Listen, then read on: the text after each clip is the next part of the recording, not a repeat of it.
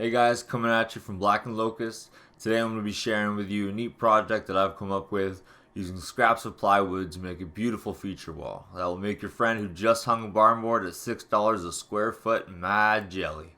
What do they look like? They look something like this, and I think they look pretty cool for just being made out of half-inch ply. When you stand back, you can start to get the pattern a little bit nicer. So that's what we're going to do upstairs, a little bit bigger. So measure this quickly.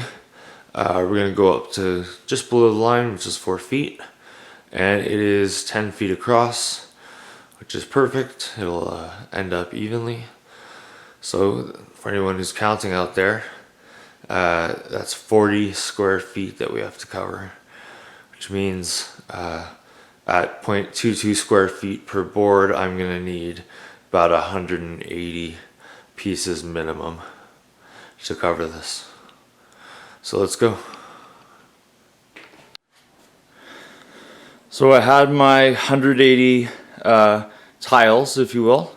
So it's 180 pieces of half-inch plywood, sheathing grade plywood, cut into 4 by 8 inch sections. I've gone and I've laid about 60 down.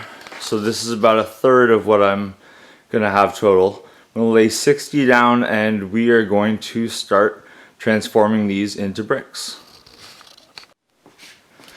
All we need for that is a couple cans of preferably Rust-Oleum or a Tremclad, but a high quality spray paint. And we're looking for barn colors. We're looking for blacks and browns and reds and stuff like that. Okay, so this is a game of layers. You're gonna have maybe 10-15 different layers on here. I'm gonna start with just a flat black, and that's just to lay some color down, and I'm just gonna throw that sort of in the middle of each piece. Sort of like that. I'm going to continue that all the way down. So we've gone and taken sort of a loose stripe of the flat black straight down the middle of all these guys. If you notice, some is thin, some is thick, some is gone over, some is fast, whatever. The whole point is that they're all going to be organically different. So don't try to be fixing mistakes or touching anything up. That's sort of the whole point. And just because I use this flat black for this first stripe doesn't mean I can't come back and layer with it later.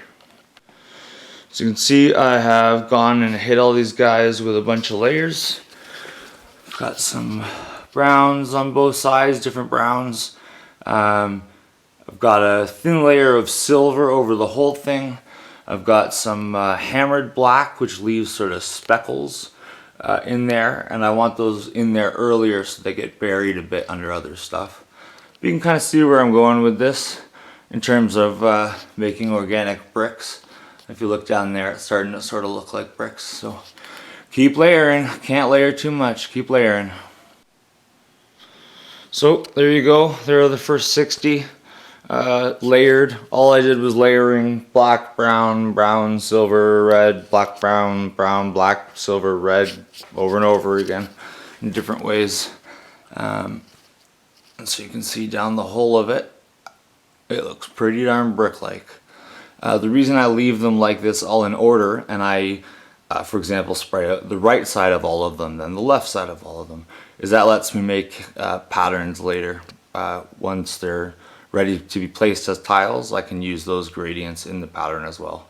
I'm not going to worry about that as much for this run because we're actually using different patterns. I'm going to try 3 different patterns, so 60 of each. 3 different patterns, all using the same pigments, but 3 different looks. So I'm not going to have to put a marker on one side or the other. But all right, looks good. I'll let these guys dry and I'll show you the next step. So the final step in turning these into bricks is to take them to the router table and just put a very gentle rollover on the edges. So as you can see here, I've just rounded over this face and this face ever so slightly. And so when you see it from the front, you're going to see that white line that clearly defines it.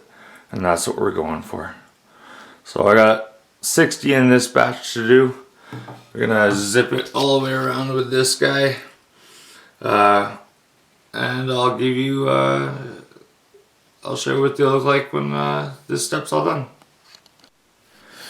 So all done routing those. Because this is sheathing grade plywood on a router, you are going to get some tear out. So some pieces will be more or less flawless, like this guy. Some pieces will have one or two little checks that need to be repaired, and some will have a bunch at the top and bottom. And the secret weapon is the fact that nobody is going to look up close to these. The whole point is that this is a very large pattern. And in this case, where it's being installed, it's actually not even reachable. So I'm just going to take a Sharpie. I'm going to take a brown Sharpie and come to my section that needs a little color. Now I'll rub it in with my finger.